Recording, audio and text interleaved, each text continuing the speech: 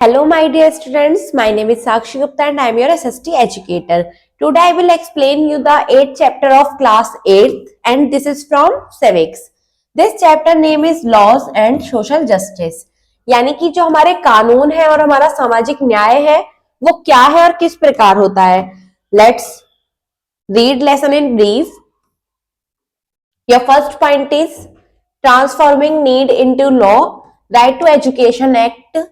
Main provisions of RTE, violation of RTE, implications of the law, Right to Information Act. Next is advantages of RTI. Now let's start with introduction.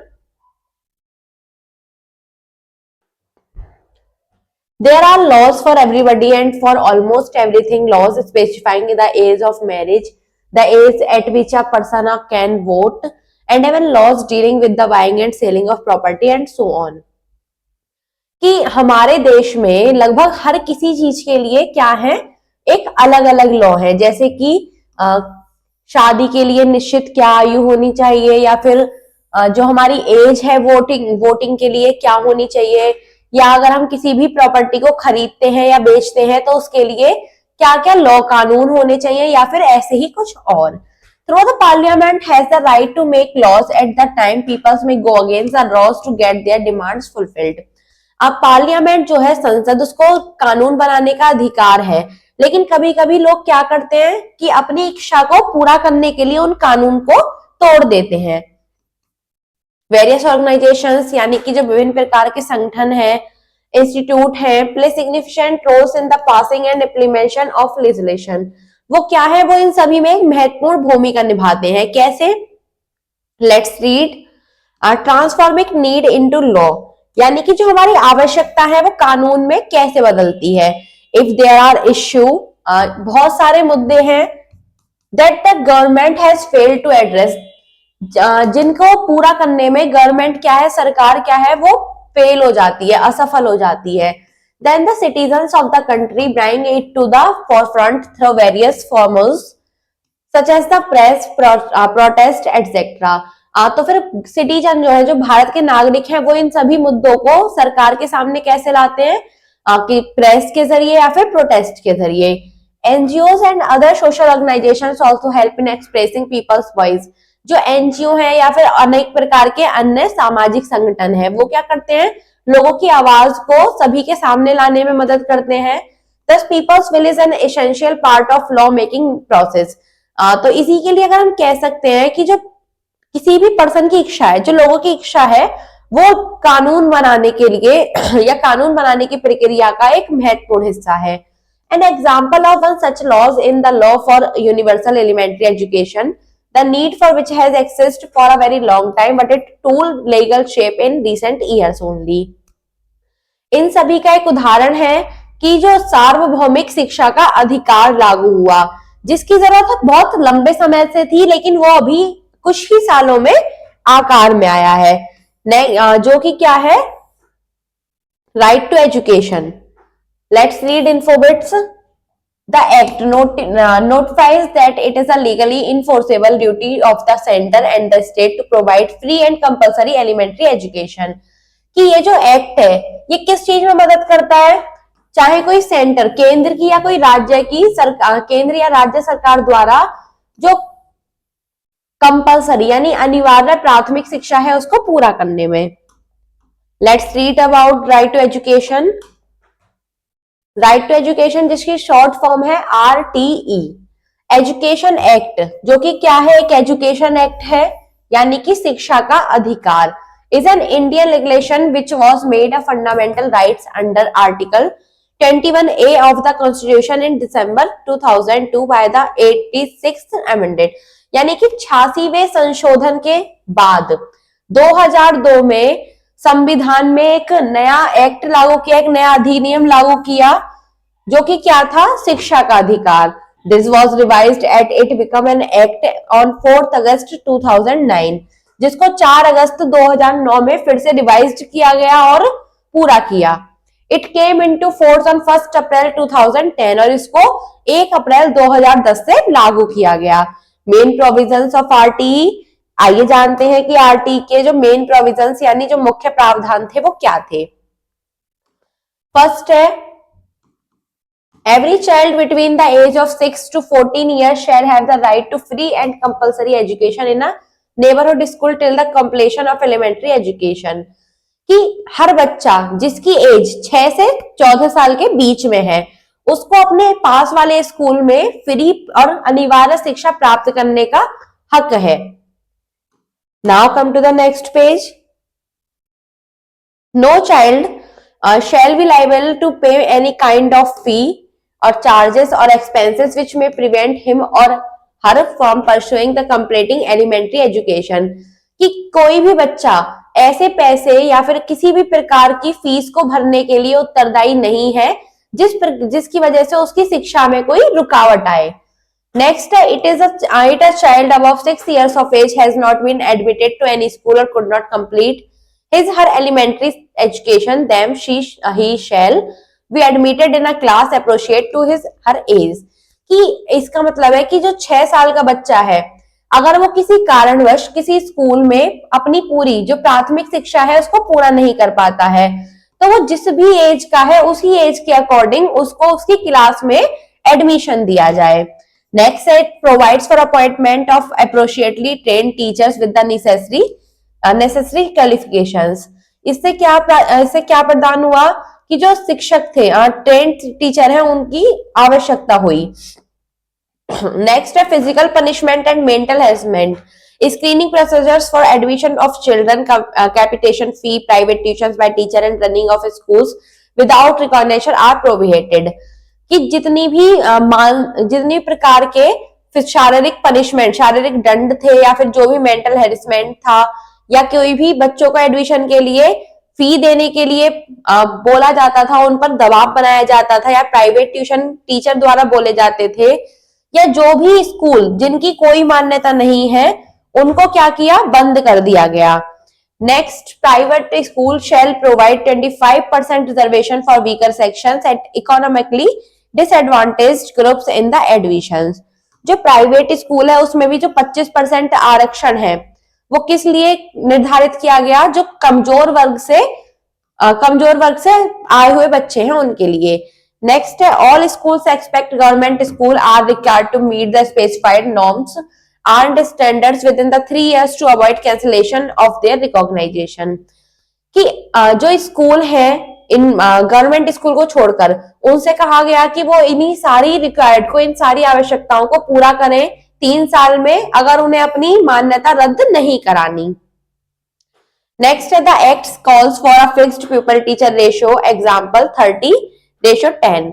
कि जो अधिनियम है उसने एक teacher और बच्चों के बीच में अनुपात तय कर दिया जो कि क्या था, 30:10।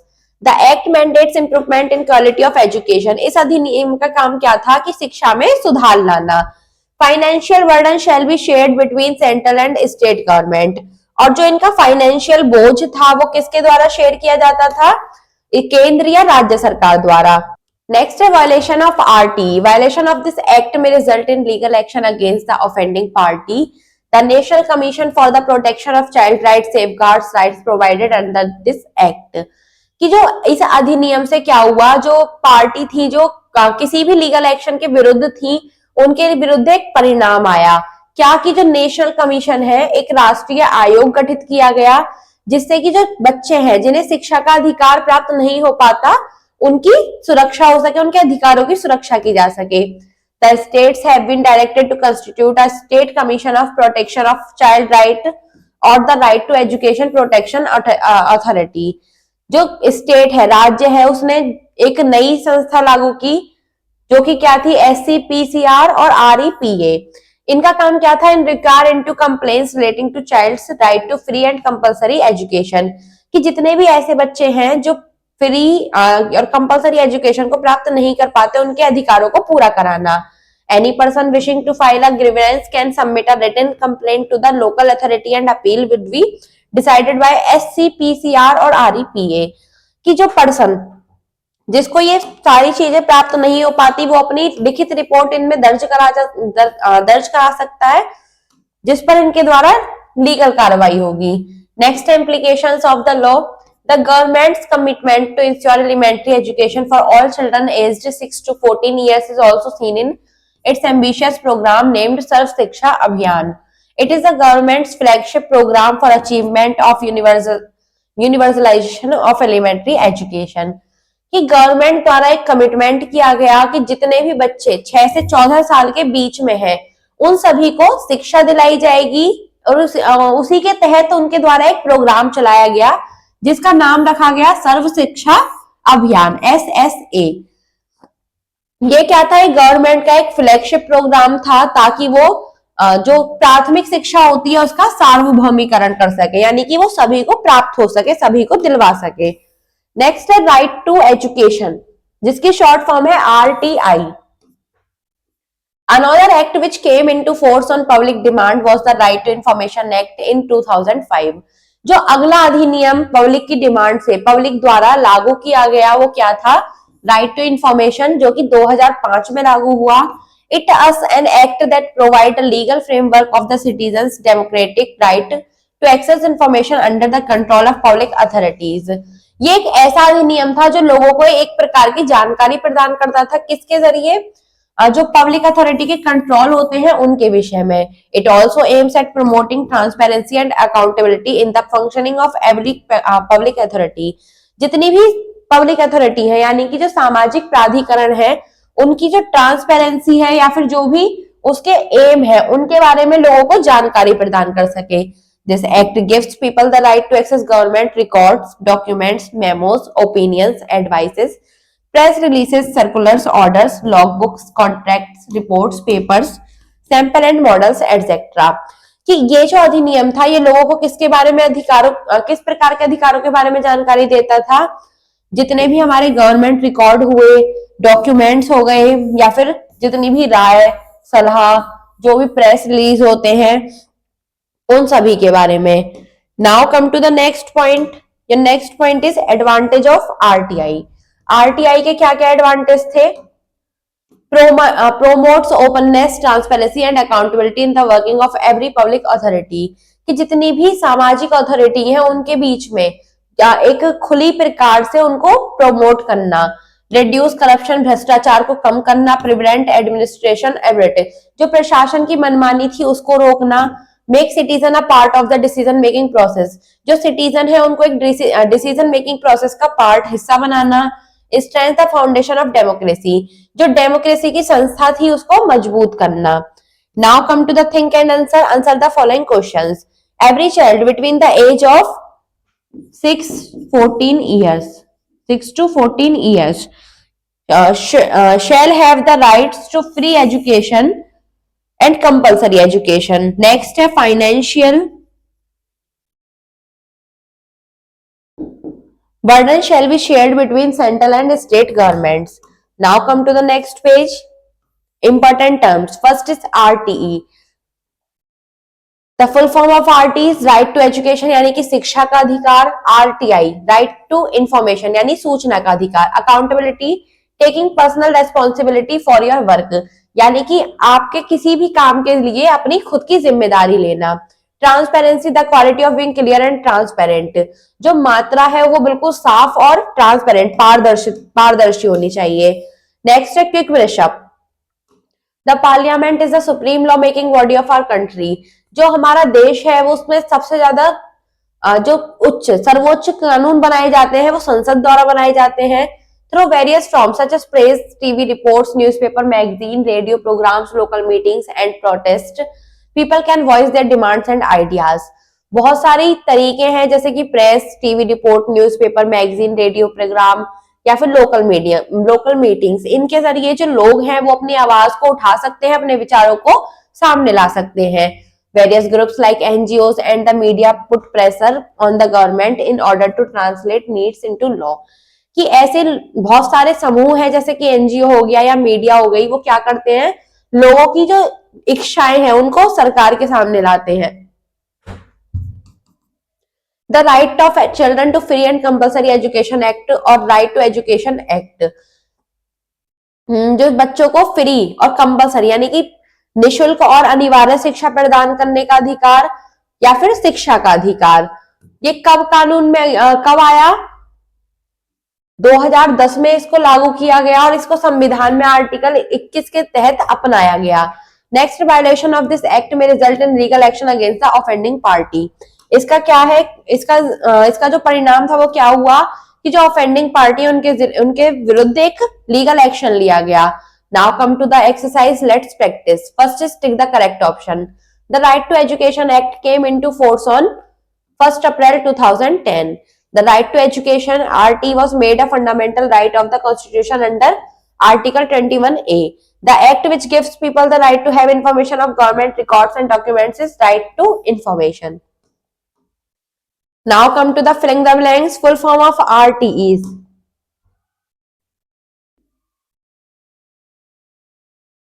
right to education. Next step, before any legislation is proposed, the Constitution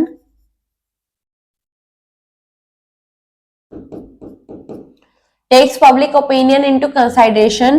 RT is a part of the directive principles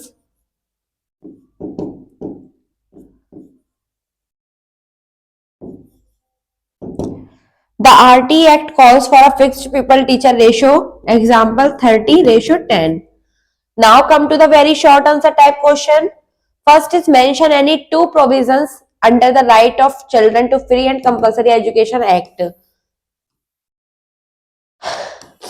First is no child shall be able to pay any kind of fee or charges or expenses which may prevent him or her from pursuing and completing elementary education.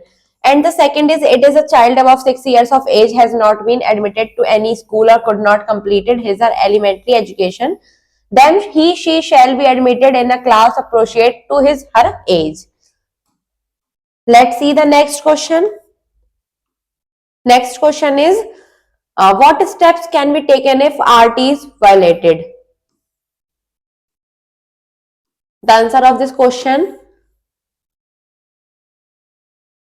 violation of this act may result in legal action against the offending party. The National Commission for the Protection of Children's Rights safeguards right provided under this act. The state have been directed to constitution a state commission for protection of child rights or the right to education protection authority, and REPA inquired these complaints relating to the child's right to the free and compulsory education. Any person wishing to file a grievance can submit a written complaint to the local authority and appeals would be decided by SCPCR or REPA.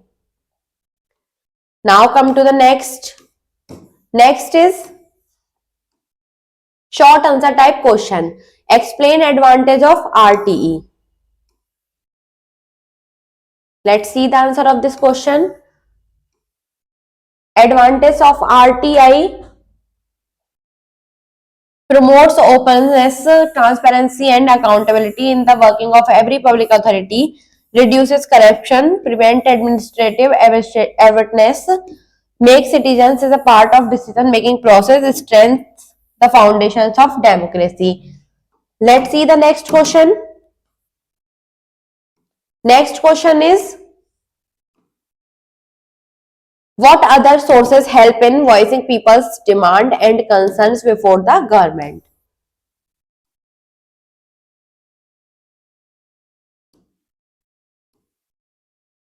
Another act which came into force on public demand was the Right to Information or Act RTI in 2005. It is an act that provides a legal framework of the citizens' democratic right to access information under the control of public authorities. It also aims at promoting transparency and accountability in the functioning of every public authority. This act gives people the right to access government records, documents, memos, opinions, advices, press release, circulars, orders, logbooks, contracts, reports, papers, sample and models, etc. Now come to the skill development activities. First है think beyond and answer. आपको सोचना है और answer करना है. When did national literacy mission was set up? The correct year is 1988. Next is what is the logo of RTI. आप इसको internet पर सर्च करेंगे. प्रोजेक्ट वर्क में आपको क्या करना है, make a chart related RTE and RTI. आपको एक चार्ट बनाना है जो कि किससे रिलेटेड हो, या तो आरटीई से या फिर आरटीआई से। क्रॉस कनेक्ट में make a power point presentation on the topic RTE and RTI act. आपको एक पावर पॉइंट प्रेजेंटेशन बनानी है जो कि आरटीई और आरटीआई से रिलेटेड हो। Thank you students.